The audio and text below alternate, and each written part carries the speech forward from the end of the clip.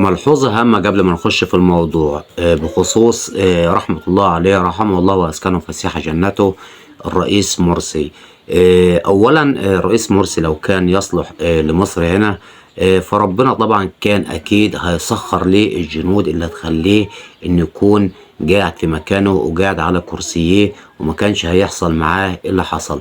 لأن أنا عايز أقول حاجة مهمة لحضرتك، يعني إذا اجتمعت الأمة بأكملها أن يضروك بشيء لن يضروك بشيء إلا وقد كتبه الله عليك، ولو اجتمعت الأمة بأكملها أن ينفعوك بشيء لم ينفعوك بشيء إلا وقد كتبه الله عليك. يعني الرجل المناسب في المكان المناسب. عشان ما اطولش على حضراتكم واخش كمان في موضوع النائب احمد طنطاوي واقول لحضراتكم التفاصيل، الرئيس مرسي رحمه الله عليه لو كان موجود في ظل هذا الظروف، والله العظيم مصر ما كانت هتكون في المكانة اللي احنا شايفينها الآن. يعني واقفين على أرض صلبة مع رئيس قوي، مع جيش أقوى، مع شعب أصيل جدا. طيب، رحم الله وأسكنه فسيح جنته.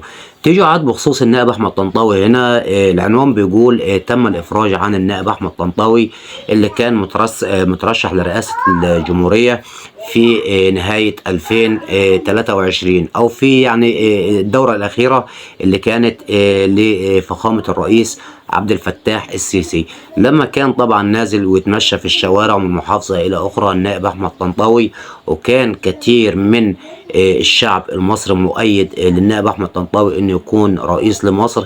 كان هدف النائب أحمد طنطاوي وكان هدف الناس اللي هي ماشية ورا النائب أحمد طنطاوي انخفاض الأسعار فقط لا غير. يعني كانت الناس كلها بتهتف وبتحتفل ومرحبة جدا بقبول النائب أحمد طنطاوي رئيسا لمصر وعمل توكيلات والى اخره. وهو ايضا النائب احمد طنطاوي كان في كل احاديثه في كل مؤتمراته كان بيتكلم دايما عن ارتفاع الاسعار فقط لا غير. ما شفناهوش اتكلم في حفاظ عن البلد، ما شفناهوش اتكلم عن الجيش، ما شفناهوش اتكلم عن دعم الجيش، ما شفناهوش اتكلم عن حدودنا، ما شفناهوش اتكلم عن حماية اراضينا، ولكن كان ليه هدف معين بيتكلم عليه. كان بيلعب على اوتار الشعب المصري في ضيق الحال وفي حالة او في اثناء ارتفاع الاسعار.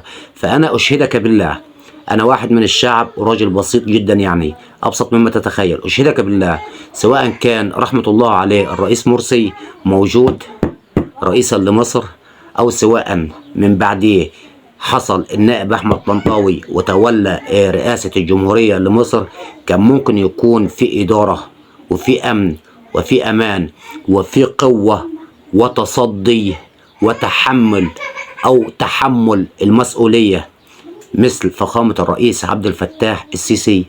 بس أنا فاتح الفيديو ده واتكلمت الكلام ده عشان اخد رأي حضراتكم، وبكل ادب وبكل احترام.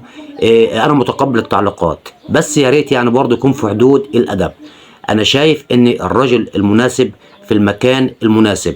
وعشان كمان ااكد لحضرتك ان الرجل المناسب في المكان المناسب، الرئيس عبد الفتاح السيسي خلال الفترة الاخيرة دي كان على حافة يعني زي ما بيقولوا كده على حافة الرحيل. يعني الشعب والبعض من الجيش والبعض من المسؤولين كان بيتكلم عن رحيله.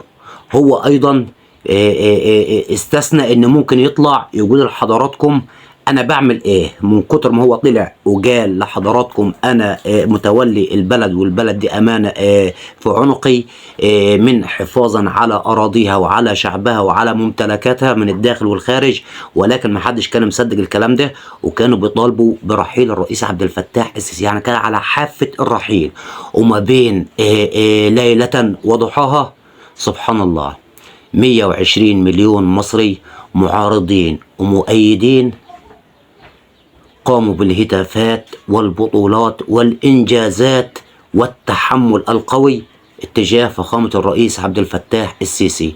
يبقى لما نقول الرجل المناسب في المكان المناسب، يبقى تحيا مصر وتحيا فخامة الرئيس عبد الفتاح السيسي وتحيا الجيش المصري والشرطة المصرية وتحيا شعب مصر الأبي العظيم.